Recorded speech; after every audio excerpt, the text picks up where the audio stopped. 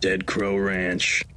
This vast spread of crooked land before you sits at the edge of the living and that of the dead. This place is filled with all kinds of horror. Monsters, demons, ghouls, and spirits. A warm-bodied wanderer such as yourself tends to make it this far now and again. I'm Nash Wilder, your cowboy crypt keeper, here to spin you a spooky yarn or two and send y'all flesh folk back where you belong. You sit by my fire, you're liable to hear all kinds of terror. They'll like to seep into your nightmares, make you wonder if you ever really did make it back home. This here fire calls out to the spirits, conjures up tales from beyond. Some are gory, some are thrilling, some are dirty, and some are mean. Take care listening, folks. These stories can be explicit. Don't get too frightened now. We haven't even gotten to the good part. Come sit by the fire, listen to the crackle of tonight's tale. You're listening to Dead Crow Ranch Podcast.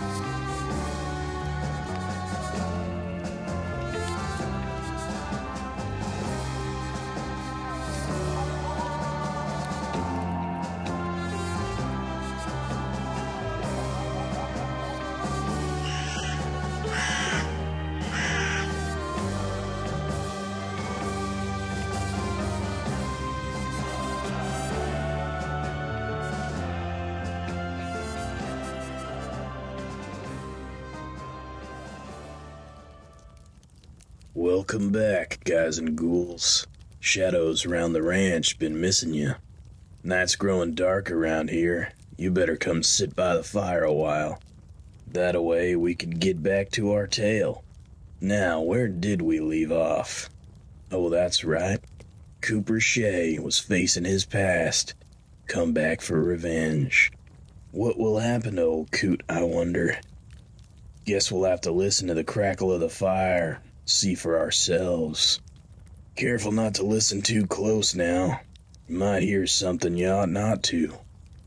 This is Shadows at Hangin, Part 2.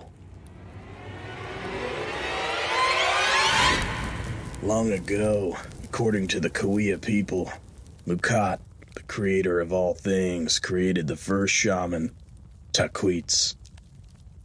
Taquits used his power for good at first, and he became a guardian spirit of all shamans. He helped the Coot people with his immense power, teaching them how to gather food, predict weather, and healing them. He could suck out the illness from people and blow it away. But, like most folks given a taste of power, Taquits began using his power for his own gratification. After hiding in the hills and immersing himself in black magic, he went back to his people, but he kept his dark side a secret as he returned to his shaman duties. See, now he wasn't healing folk. He was hurting them. He was sucking out their souls. Illness spread fast throughout the Coot people, and villagers started to take notice. Dead animals were found around the outskirts of the village, looking like dried husks. All their essence had been sucked clean out. Taquits deceived people and tricked them into harming themselves and others too. A streak of evil overtook the shaman, and he was eventually ran out of the village entirely. After chasing him into a canyon, the people watched as Taquits flew up a waterfall and up to the peak of the mountain. Now this peak, canyon, and waterfall bear his name. But they bear more than a name. Legend says Taquits is still in that canyon, or up on that peak. And they say that he finds weary travelers and deceives them into doing his bidding. And if you refuse him, he will consume your soul itself. Taquits comes to you when you sleep, tormenting your dreams. Some say he can send his victims' souls, dark and corrupted, to collect you if you don't heed his call. He is an evil, vile shaman, set on unleashing mayhem and violence upon the people of the area. He can promise you riches. He can promise you greatness. He can see into your heart's desires and promise you what you crave. But all deals require some sacrifice. Cooper Shay had known the legend of Taquits for many years. He knew about sacrifice, and the product of that sacrifice was coming back to literally haunt him every night, and those nights were getting worse. Shay struggled to haul himself up, taking in his surroundings. Shattered glass and wood splinters littered the floor, and the wind blew leaves through the wide-open door. A cold, early morning breeze clawed at his skin as a sliver of sunlight began to appear. As he looked about the room, Shay saw deep scratches and gouges in the wood-paneled walls. The house looked like some wild animal had tore the place up. He could hardly breathe as he coughed and drooled, struggling to regain his composure. He tried to say something along the lines of, "What the hell?" But when he opened his mouth, all that came out was gibberish. His brain felt fuzzy, and he felt like he was using all the strength he had just to hold himself upright on his one good arm. His thoughts were a blur, incoherent meanderings that confused and dizzied him. And then he passed out again. When he awoke, it was much later in the day, and he could see the sun just above the highest peak of the San Jacinto Mountains. His brain fog had gone, and when he spoke, words came out okay. What in God's name is going on? He wondered. He heard footsteps on the gravel just beyond the front porch. Coot, what the hell? Colt Barker called as he lumbered up the splitting front steps. He pushed aside the remains of the front door and came to kneel by Coot's side. What happened here? Colt asked, fear and concern in his voice. Damn coyotes got in, Shay muttered in a jagged breath. Coyotes? Were they the size of a freight car? Colt retorted, bewildered. I don't know, boy. I tried to get him with the side-by-side. Shay spoke as he gestured toward the double barrel on the floor. Dropped the damn thing and it fell out of the stupid chair. Jesus, Coot, this place is a mess. Colt spoke and raised up, looking around the house. He shuffled some broken glass aside with his foot as he righted the toppled wheelchair. Then he looked down at the unharmed old man, and a thought occurred to him. Say, why ain't the coyotes get you any? You ain't got a scratch on you. Colt looked back down at Shay. I must have scared him off when I fell over, lab crash and all that. Yeah, right, Barker responded, not convinced. We better get that nurse Clarita out here to check you out, Coot. Nah, just get me up so I can get to bed. Been on the damn ground all night. I'm cold and I want to sleep for once. Cooper scooted himself a bit, but he was so weak he couldn't get much closer to the wheelchair. Colt helped him into a seated position, and then heaved him up and into the seat, wheeled him over to the bed where Coot climbed in. Well, I'll try to clean up some of this stuff, I guess, Colt said from the doorway, his back to the old man. You try and get some sleep, Coot. I'm worried about you. He turned and looked at Shay, genuine concern and care in his face. Yeah, I'll do my best, but no promises, Coot responded, trying to lighten the mood. Colt sure was a good kid, and it was clear he really cared about the old rancher. Cooper didn't know how to take kindness. After all, the last 5 decades he'd been shrouded in darkness and hate. Okay, Coot, the young man spoke softly as he retreated into the disaster of the front of the house. Cooper didn't deserve that kindness. He didn't deserve mercy or compassion. He deserved those things that came for him last night. But why hadn't they killed him? He knew that's what the evil things wanted. They had clearly gotten inside the house last night, but left him lying on the floor in the doorway. Maybe the damn things thought he was dead anyway. But he knew that wasn't it. They were toying with him, and he knew it was going to get much worse. As he closed his eyes, Shay thought about those voices, those faces. He thought of the memories he had of those people, how they had been before at least, before they had met the fate he cast them into. He had cursed them to that existence. He had made them what they are. And it all started in that cave, so many years ago. Well, folks, before we find out what happened in that cave, it's time to hear from our very first sponsor. Howdy, guys and ghouls. Do you know someone that's rattling more than a copperhead on the trail? Anyone got the itches or the shakes? Maybe someone won't let you get a good look at his undead face.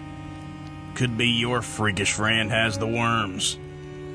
Now, I know there's a lot of stigma about them purple creepy crawlies, but take it from someone who's dealt with those suckers himself. That's right, folks. Nash Wilder has worms. Well, at least I used to, but that was before I heard about Captain Coffin's Corpse Creation's new product, Corpse Dewormer. Couple of shakes of this stuff and them worms shrivel right on up and fall out. The patented worm-killing formula kills 100% of everything. But what do you care? You're already dead.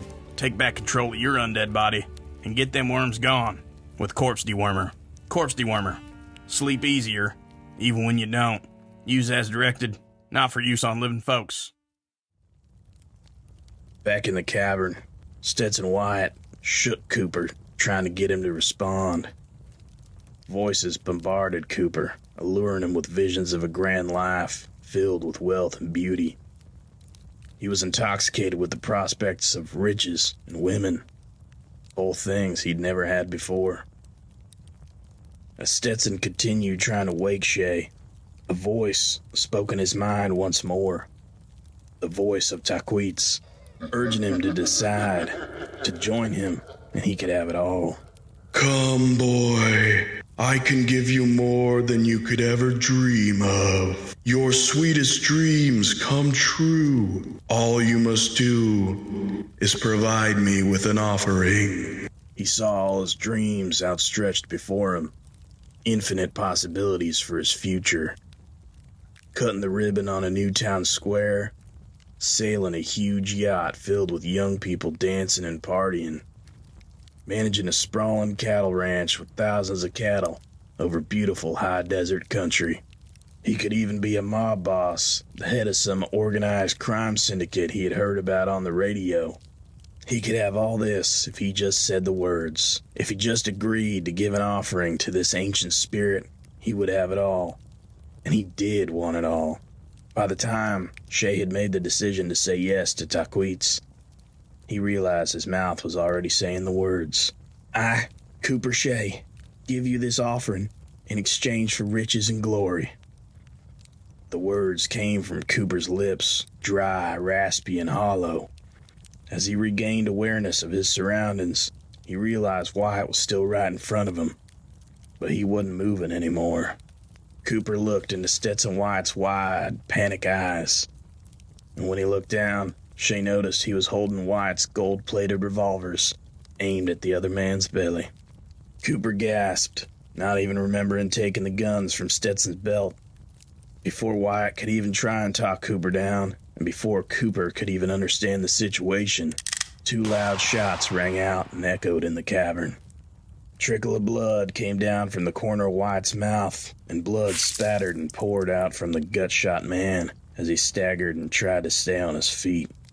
The green flame intensified around the two men stuck together. Wyatt's eyes rolled back in his skull, and his mouth gaped open with a croak. Wispy white tendrils of vaporous light began to float out of Wyatt's pie hole, and as it did, it seemed to get sucked up and back into a crack in the cave wall. As this happened, Stetson Wyatt withered away to nothing. His eyes sunk in, his cheekbones jutted out, and his lips curled. Before long, the body of the dead man fell back and hit the ground with a papery thud, like a dry piece of bark.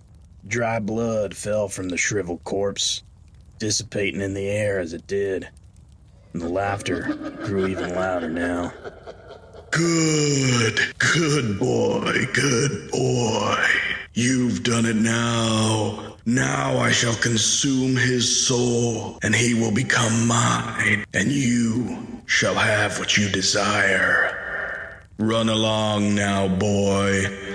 I shall send for you when next I require a sacrifice.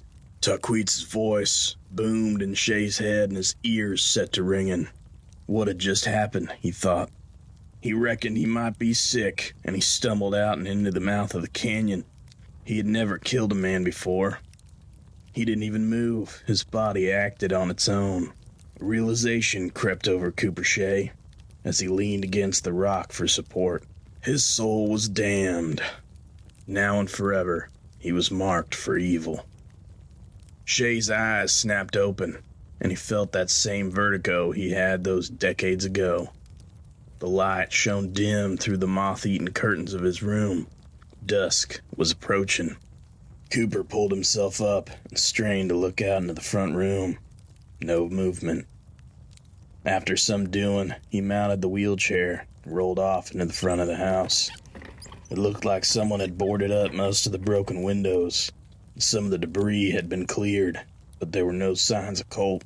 Looking out one of the cracks in the door, Cooper saw Barker heading up the drive, hospice nurse Clarita in tow. Clarita was a dark-haired, tan-skinned beauty that came by to check on Coot now and again. Barker must have sent for her. "Good evening, Mr. Shay."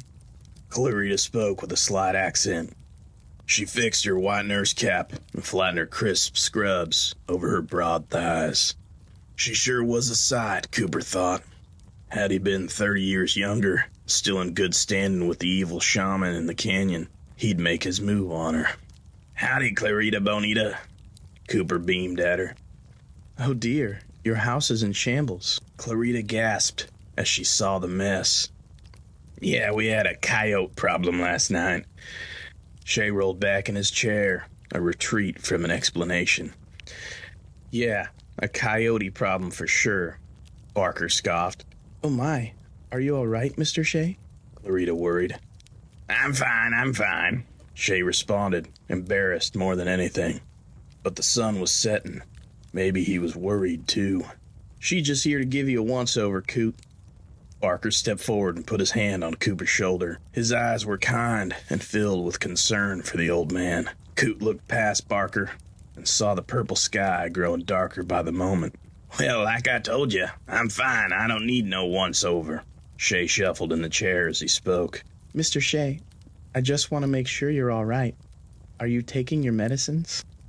Clarita spoke as she drew closer and leveled with the old man in the chair. "I said I'm fine." Cooper looked about the room to avoid eye contact with her. "Come on, Coot. Just let her check you out." The light in the house dimmed by the minute. "I don't need nobody to check me out," Shay blurted out, his face red with embarrassment and shame. He didn't want to send him away, but if he didn't, real terror might befall him. "What the hell, Coot?" Barker asked, shocked. "Both of you, just get on out of here. I don't need nothing from y'all." Shay waved his withered hand at the two standing in the doorway. "Well, Mr. Shay, at least it appears you are in good health today." Clarita spoke softly, pain in her voice as she forced a smile. Coot had never been mean to her before. She could tell something wasn't right. "Yeah, come on, Clarita. I'll walk you down to your car." Barker shook his head as he led Clarita out, letting the loose hanging door close behind him. And with that, the last two people on Earth who would help Cooper Shay were out the door and on their way. Tires crunched rock as he heard the two cars drive down the hill away from the ranch. A still quiet surrounded Cooper in his home, but he knew it wouldn't last for long, with the night approaching fast. Coot wheeled himself back toward the shotgun on the side table. He held the heavy, cold thing aimed at the door, wedged between his thigh and the wheelchair, finger on the trigger. His auburn-haired wife was the first to come for him, as she had the night before. Ella Jean Talmadge. He had married her shortly after killing Stetson Wyatt and returning to the Talmadge family's IS ranch. John Talmadge, one of the brothers running the massive cattle ranch, took Cooper in when he returned from the fence line, and Ella Jean took a shine to the young man, seeing him as a wounded warrior who lost a pal in battle. After all, Shay had spun them a story about how they'd gotten separated, and he had found Wyatt's body at the bottom of the waterfall. Ella Jean loved Shay, and she was the world to him. But after he failed to make a sacrifice on time, Taqueets took her from him. Cooper found her one night, dead in the bathtub in an apparent suicide. but he knew better. Open the door, Cooper. Her voice called, soothing but stern. Please go away, Elegy. Barely a whisper. It's time to pay for what you done. No more chances left. He tell us to come fetch you and bring you back to him. I'm not going down there ever again. No more offerings. Not how it works, darling, Elegy warned. You stop offering, he stops providing. Now that debt's gotta be settled. Just go away! Cooper shouted as he blasted a silver plate-sized hole in the damaged door. Through it, he saw the porch was empty. No Elegy, no nobody. But then he heard the laughter from the window to his right. Child's laughter. Papa, come out and play with us one more time, Papa. A voice called. Yeah, Papa. Let's play cowboys and Indians again. Another spoke. No. Shay sobbed softly. His children, taken from him when they were young. Their boat had capsized on Big Bear Lake, and the 8-year-old twins had drowned. Another payment for a late sacrifice. The voices built until he couldn't even hear the wheelchair squeak. All the victims of his curse. The ones he had sacrificed to get the things he wanted. John Talmadge had given him 400 acres when he married the beautiful Elegy. He got the ranch, Hangin. He got women when he wanted them. He got money when he wanted it.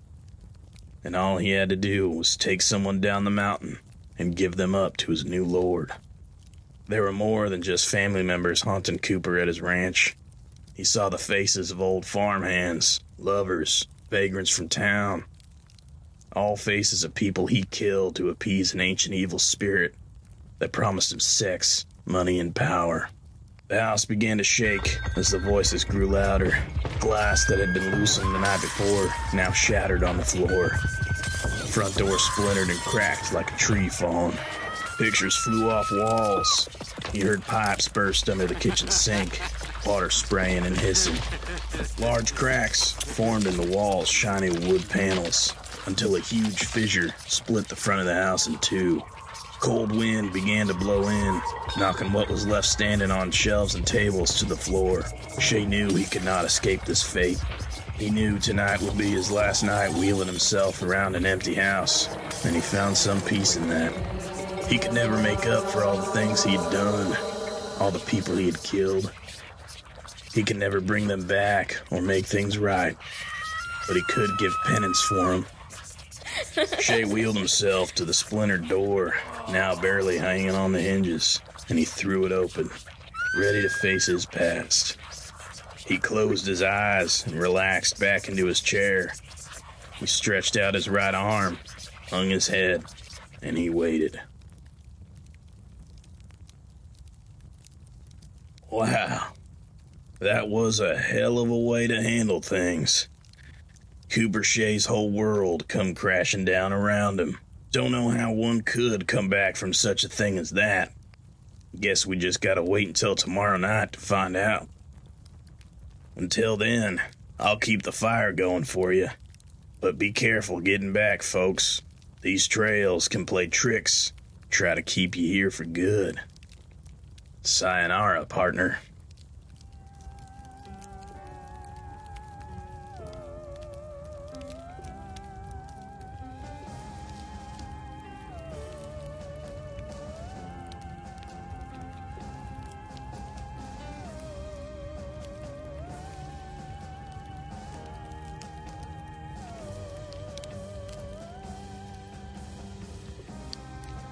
This podcast was written, produced, and performed by Chase Tabor.